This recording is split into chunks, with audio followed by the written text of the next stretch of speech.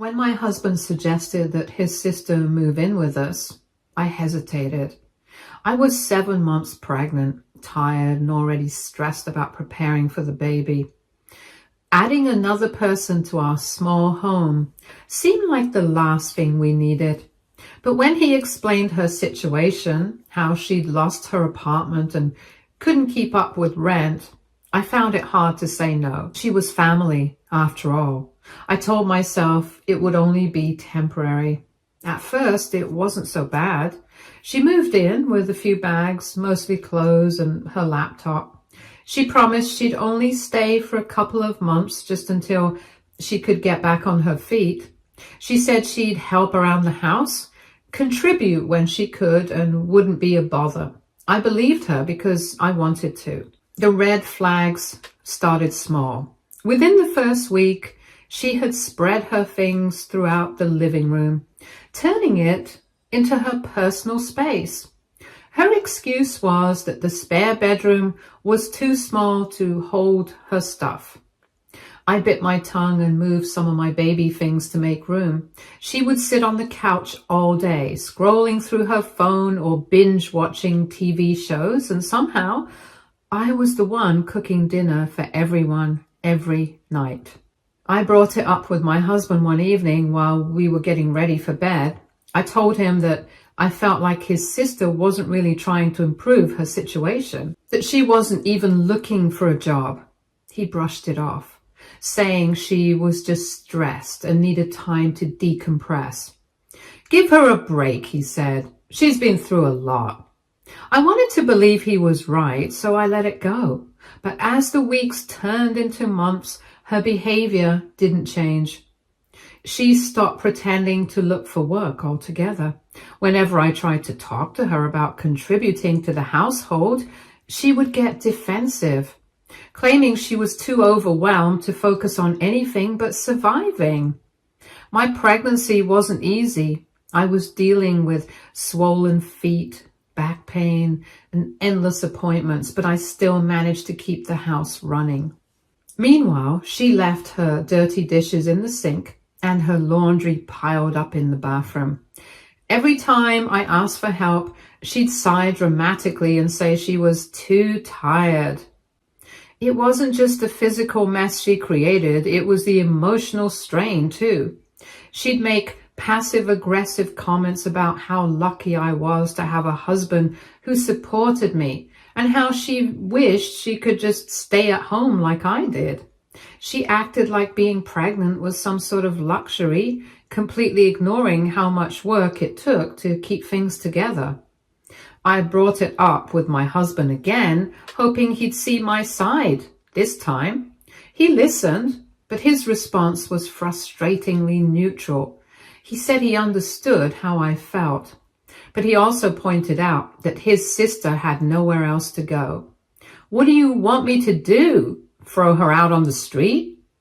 His words stung because I never suggested that. I just wanted her to pull her weight and respect the fact that this was our home, not hers. But I didn't push the issue. I told myself I could handle it and that things would get better once the baby arrived. When the baby finally came, I felt like my world shifted in the best way possible. Holding my little one for the first time made every ache, every sleepless night worth it.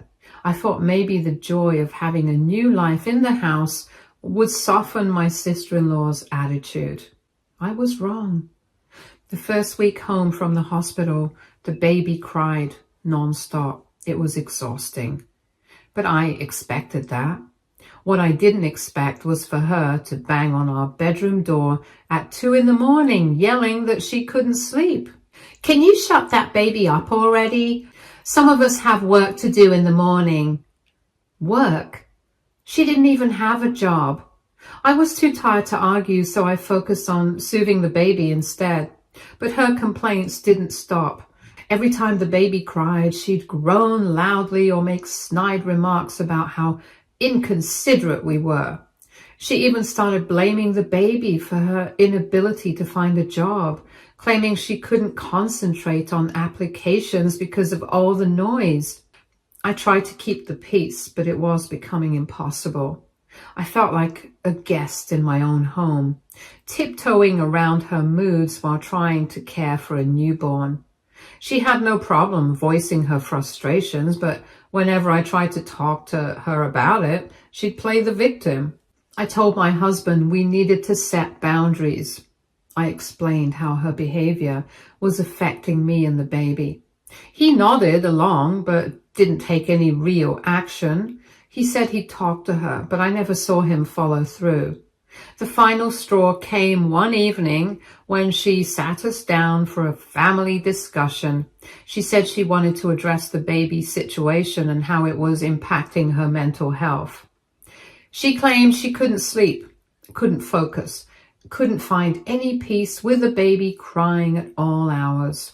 I was stunned when she suggested that I and the baby move in with my parents for a few months until things settled down. She said it as if it were the most reasonable solution in the world, like it was my responsibility to accommodate her comfort. I looked at my husband, expecting him to shut her down, but he hesitated. He said he understood where she was coming from and suggested that it might not be a bad idea to consider her proposal. My heart sank, and everything I'd been through, carrying our child, giving birth, and trying to hold our family together, this was his solution? To send me and our baby away so his sister could have a quiet house? I couldn't believe what I was hearing. I felt betrayed, angry, and heartbroken all at once. It was clear that something had to change, and I realized that if I didn't stand up for myself and my baby, no one else would.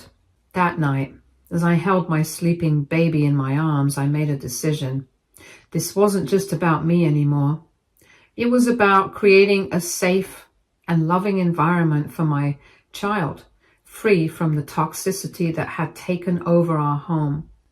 If my sister-in-law couldn't respect that, then she didn't deserve to stay under our roof, and if my husband couldn't see that, then he'd have to face the consequences of his own choices.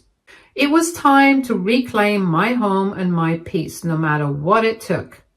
Update 1, 4 days later. After the outrageous suggestion that I and the baby should move out, I knew I couldn't let things slide any longer. The tension in the house was unbearable, and my patience had run out. My husband tried to act as though nothing had happened, brushing past the conversation like it wasn't the betrayal it felt like. Meanwhile, my sister-in-law strutted around the house like she'd won some kind of victory, barely acknowledging me or the baby. I stayed quiet that night, not because I agreed with either of them, but because I needed time to gather my thoughts. I wasn't going to react out of raw emotion. This time, I was going to make sure my voice was heard. The next morning, after a sleepless night, I sat down with my husband. The baby was napping, and I told him we needed to talk. I said that his sister's behavior had gone too far and that his support for the absolute rubbish she spewed the night before had hurt me deeply. I warned him that this was our home, our family, and I deserved his support. He tried to downplay it, saying his sister wasn't thinking straight and that I was overreacting. He said I needed to be more understanding considering her difficult situation. I couldn't believe what I was hearing. I told him that I had been more than understanding. I had let her move in when I was 7 months pregnant, cooked for her, cleaned up after her, and tolerated her laziness for months. I had swallowed her passive-aggressive comments, her complaints about the baby, and her complete disregard for my feelings. But suggesting that I leave my home? That was the line. He looked uncomfortable, but I pressed on. I said that if he didn't have the courage to stand up to her, then I would. I wasn't going to let anyone make me feel like an outsider in my own house. And I certainly wasn't going to let anyone put my baby's needs second to their own. I could see the guilt creeping into his expression, but before he could say anything, the baby woke up crying. As I went to tend to her, I told him that we'd finish this conversation later and that he needed to think long and hard about whose side he was really on. Later that afternoon, I decided it was time to confront his sister directly. She was sprawled out on the couch, scrolling through her phone as if she didn't have a care in the world. I stood in front of her, blocking the TV, and told her we needed to talk. She rolled her eyes and asked what it was now, in the most dismissive tone imaginable. I stayed calm, even though my anger was bubbling just beneath the surface. I told her that her behavior had been unacceptable and that her suggestion that I and the baby move out was not only disrespectful but outrageous. She shrugged and said she was just trying to come up with a solution that worked for everyone. She claimed she needed her sleep to get her life back on track, and that she couldn't do that with a crying baby in the house. I stared at her in disbelief. I asked her if she even realized how selfish she sounded. I told her that this was my home and the baby was my priority. If she couldn't handle a little noise, then maybe she should be the one looking for somewhere else to stay. That struck a nerve. She sat up and started raising her voice, saying she had nowhere else to go and that I was being unfair. She accused me of trying to make her feel like a burden when all she wanted was a little peace and quiet. I didn't back down. I told her that she was a burden because she refused to take any responsibility for her own life. I reminded her that she promised to stay temporarily, to contribute to the household, and to help out, but she had done none of those things. I said that I had been more than generous, but my kindness had limits and she had reached them. Her face turned red and she started sputtering, but I didn't give her a chance to interrupt. I told her that if she didn't like the noise, she was free to leave at any time. At that moment, my husband walked in, probably drawn by the raised voices. He looked between us, clearly unsure of what to do. His sister immediately started playing the victim, saying I was kicking her out when she had nowhere else to go. I turned to him and said that this wasn't about her having nowhere to go. It was about her complete lack of respect for me, our home, and our baby. I told him that if he couldn't see that, then he was just as much of a problem as she was. For the first time, I saw something click in his expression. He looked at his sister and said that she needed to apologize and start pulling her weight if she wanted to stay. She exploded, yelling that she didn't deserve to be treated like this and that she was family and that we were supposed to support each other. I snapped.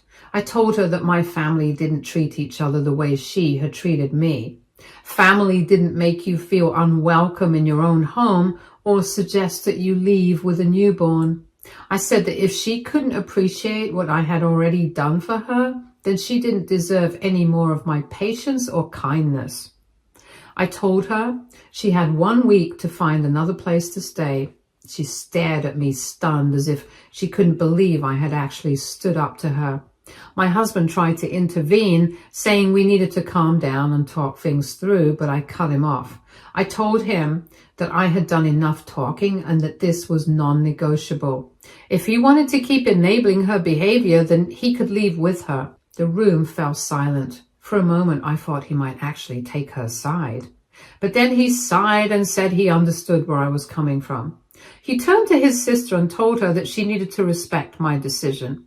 She stormed out of the room, slamming the door behind her. I stood there shaking with a mixture of anger and relief. For the first time in months, I felt like I had regained some control over my own life. That night, as I rocked the baby to sleep, I felt a sense of peace that had been missing for far too long. I knew the next week wouldn't be easy, but I also knew that I had done the right thing. It was time to take back my home and put my family first. Update 2. 15 days later. The morning after the confrontation, the tension in the house was thicker than ever. My sister-in-law avoided me like the plague, sulking in her room and refusing to come out even for meals. My husband, clearly torn between his sister and me, tried to stay neutral, but the guilt on his face was unmistakable. I wasn't going to let him coast through this without accountability. I cornered him in the kitchen after breakfast while the baby was napping. I asked him if he realized how much damage his silence had caused. I told him I felt abandoned, that I had been left to fight battles alone in my own home while he stood on the sidelines. He looked down at his coffee, avoiding my gaze.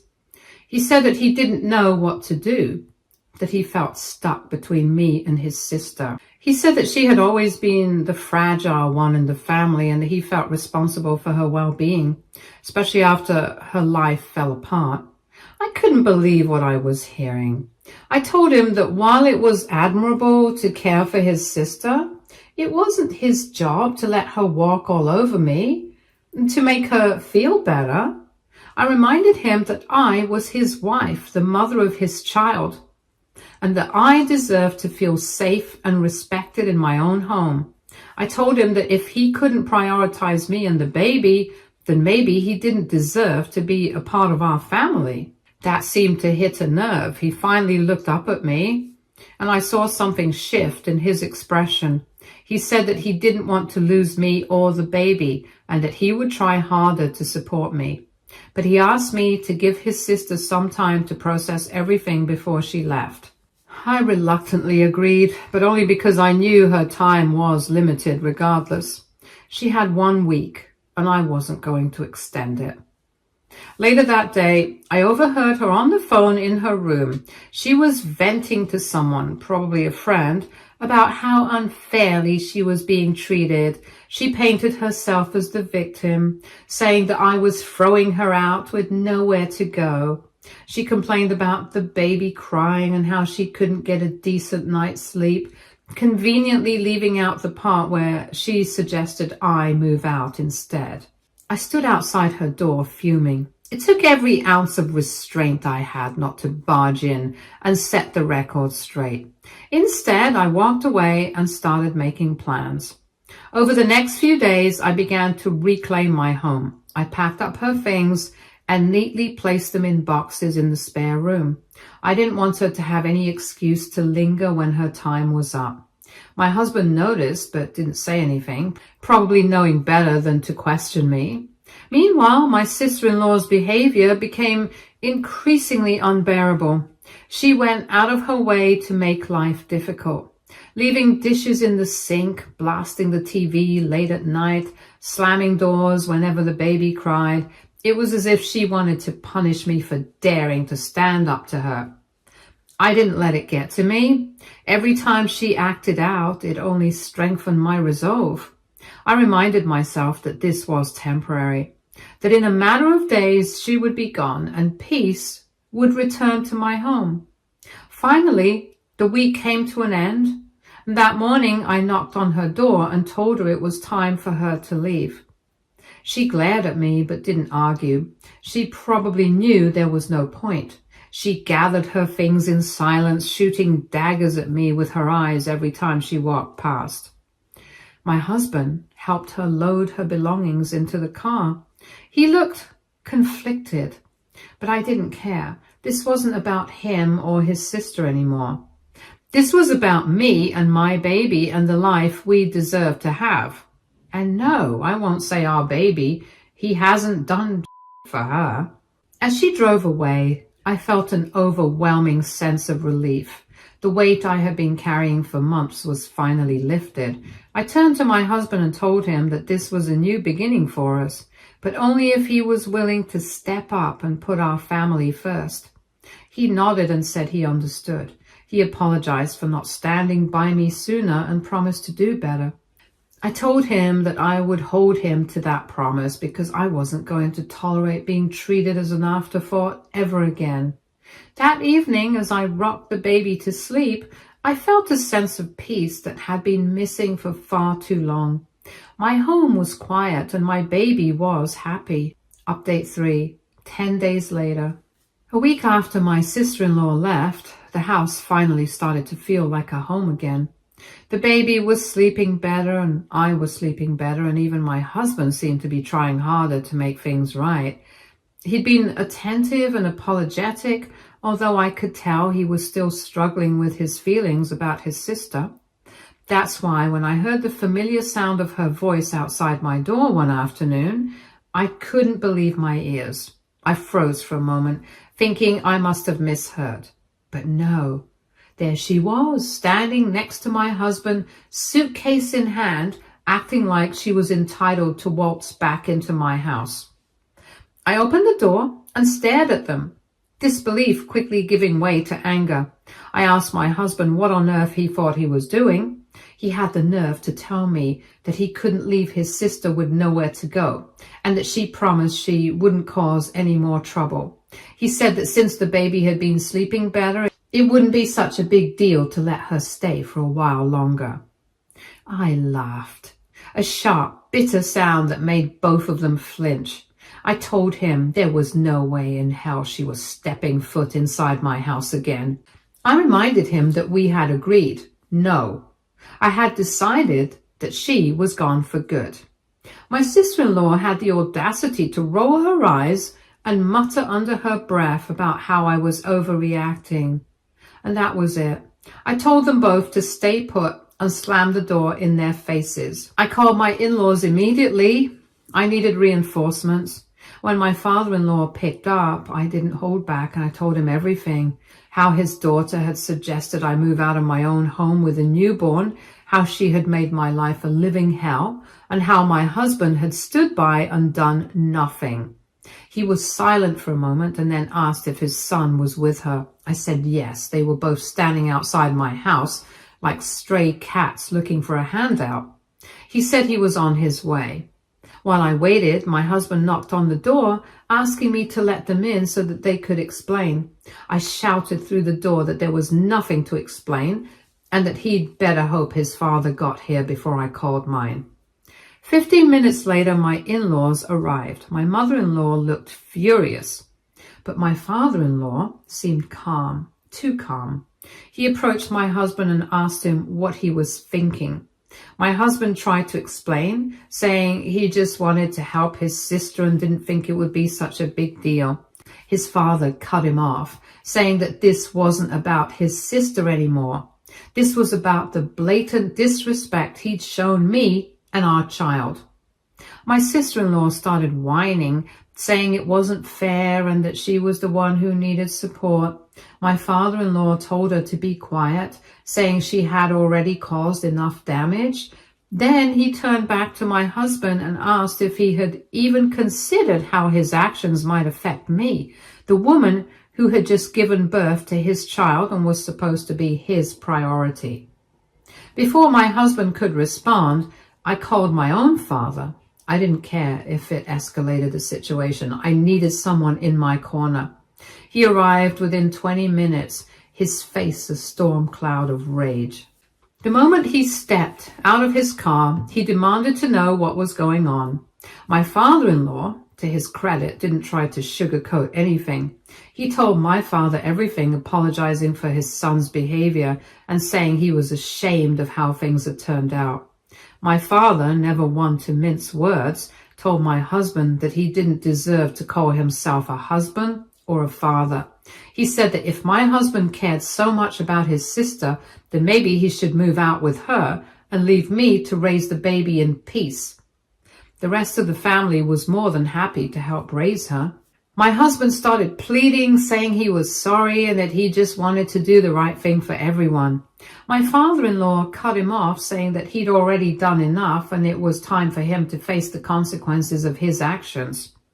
Together, my father and father-in-law went inside and started packing up my husband's things. My husband followed them, begging them to stop, but neither of them paid any attention. My sister-in-law tried to step in, saying it wasn't fair, but my mother-in-law pulled her back and told her to shut her mouth for once in her life. My sister-in-law looked like a scared wet cat in front of them. The bravado now melted away. By the time they were done, all of my husband's belongings were packed up and piled on the front lawn. My father-in-law turned to my husband and told him to take his circus act and his sister and find somewhere else to stay. He said he wasn't going to enable their behavior anymore. He said if they had found out about it earlier, then he would have dragged them both out. My husband dropped to his knees, begging for forgiveness. He said he didn't want to lose his family and that he would do anything to make things right. My father-in-law shook his head and told him that he had made his choice and now he had to live with it.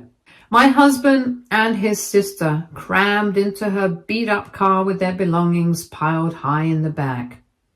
My father stayed for a while, holding the baby and reassuring me that I had done the right thing. He said that I was stronger than I realized and that I didn't need anyone who couldn't see my worth. My father-in-law apologized again, saying he wished he had stepped in sooner. I told him that it wasn't his fault and that I appreciated his support now.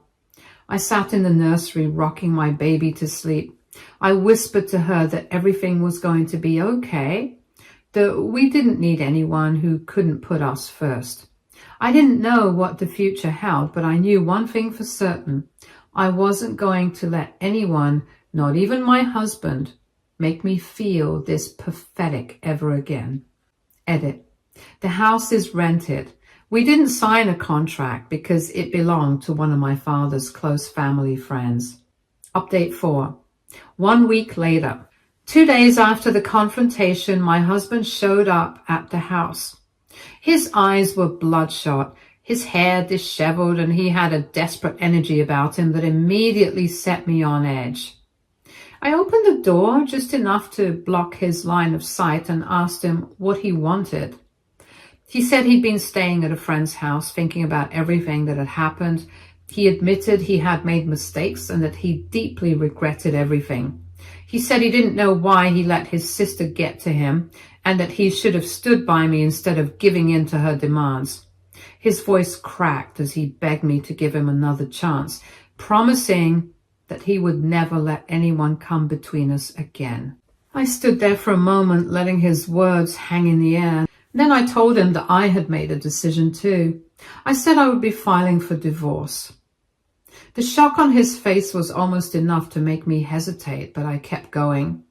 I told him that his behavior over the past few months had shown me who he really was. I couldn't trust him to put our family first, and I couldn't spend the rest of my life wondering when he would let someone else undermine me again. He looked like I had just hit him. He said he didn't want a divorce and that we could work things out if I just gave him a chance. I told him that chances were for people who showed remorse before things escalated to this point. I reminded him that he had stood by while his sister treated me like a nobody in my own home. All the while I was recovering from childbirth and trying to take care of our baby. I asked him how he thought I could ever feel safe or valued with him after that. I told him that I had been keeping quiet because I didn't want to escalate things. I hadn't told his parents or mine about what was going on because I thought I could handle it on my own. I realize now that was a very stupid decision. If I had spoken up sooner, maybe things wouldn't have gotten so out of hand. I admitted that part of me had been embarrassed to admit how bad things had gotten, especially after I had invited his sister into our home out of pity. I knew his sister had a strained relationship with their parents. She had run away from home when she was 16 and had barely kept in touch over the years. I had thought that letting her stay with us might help mend some of those old wounds, but I could see now that it had only made things worse. Our parents hadn't been around much since the baby was born because after a lot of discussion, we had agreed to limit visitors for the first month to keep things safe for the baby. Everyone respected that boundary, assuming that everything was fine in our household. I told him that I had thought we were on the same page, but now I realized I had been wrong. He tried to bring up the delivery room, saying that he had been there for me when it mattered most. I reminded him that he had fainted halfway through and spent more time being tended to by the nurses than actually supporting me. I said I wasn't blaming him for that. Childbirth is intense, but he couldn't use that as a defense for everything else he had done wrong since. I told him that I wasn't angry anymore. I was just done. I said I needed to focus on myself and the baby, and that meant cutting out anything and anyone that brought unnecessary stress into our lives. He asked if there was anything he could do to change my mind, but I told him it was too late. He left eventually, still pleading with me to reconsider, but I stayed firm. I should have set boundaries sooner. I should have spoken up the first time his sister crossed the line. But hindsight is always 20/20. Stay tuned for more stories from our girl relationships.